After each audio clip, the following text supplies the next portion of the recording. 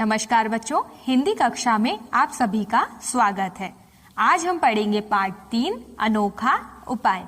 अनोखा का अर्थ होता है अद्भुत और उपाय का अर्थ होता है तरीका।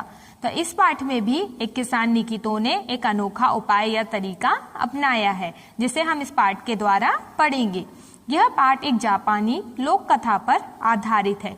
लोक कथा का अर्थ होता है किसी विशिष्ट समाज, जाति या संप्रदाय के लोगों के द्वारा कही गई बातें, वह बातें जो वो अपने आने वाली पीढ़ियों तक पहुंचाना चाहते हैं। तो चलिए आइए इस पाठ को पढ़ते हैं।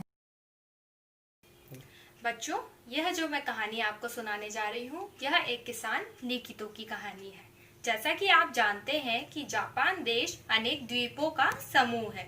द्वीप का अर्थ होता है एक ऐसी जगह जो चारों ओर से पानी से घिरी हुई है। इसे हम इंग्लिश में आइलैंड भी कहते हैं।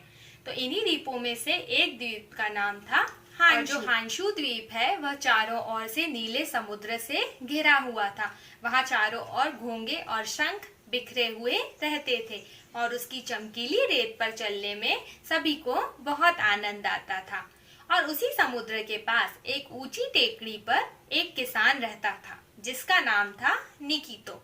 निकितो धान और चेरी की खेती करता था और उसकी एक आदत थी, वह रोज सुबह उठकर सूर्य को प्रणाम करता था। और उसी समुद्र के पास में मछुआरों की एक बस्ती थी। वह रोज सुबह उठते थे और अपना जाल लेकर समुद्र की ओर चले जाते थे। एक दिन निकितो जब सूर्य को प्रणाम कर रहा था, तब उसने देखा कि समुद्र से दूर की ओर से बहुत ऊंची ऊंची लहरें आ रही हैं। उसने सोचा अगर मछुआरों को यह बात पता नहीं चली तो वो पानी में चले जाएंगे और वह डूबकर मर जाएंगे। तो उसने जोर जोर से सबको आवाजें लगाई, लेकिन उसकी आवाजें कोई भी नहीं सुन पा रहा था। फिर उसने सोचा अब मैं क्या करूं इन सभी की जान बचाने के लिए। तो उसने एक सिरे से अपनी धान की फसल में आग लगा दी। उस आग को देखकर लोगों को लगा कि शायद उनकी फसल में आग लग गई है और उनके मुखिया ने भी कहा कि चलो जल्दी से हम निकितो की सहायता करते हैं। तो सारे लोग जल्दी से टेकरी पर चढ़ने लगे। निकितो ने कहा कि एक काम करो, अपने बच्चों को लेकर भी ऊपर आ जाओ। तो वो सब अपने बच्चों को लेकर भी ऊपर आ गए।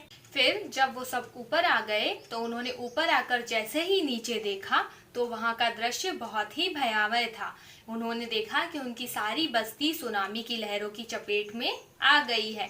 और फिर उन्होंने निकितो का बहुत बहुत धन्यवाद किया कि दादा आपने अपनी फसल को जलाकर भी हमारी जान बचाई। अब वहाँ पर निकितो नहीं है, लेकिन उन लोगों ने निकितो की एक बड़ी सी मूर्ति वहाँ पर लगाई है और उन्होंने कहा है कि सबकी जान बचाने वाले कौन है? निकितो दादा। तो इस तरह उन्होंने एक अनोखा उपाय अपनाकर बहुत सारे लोगों की जान बचाई।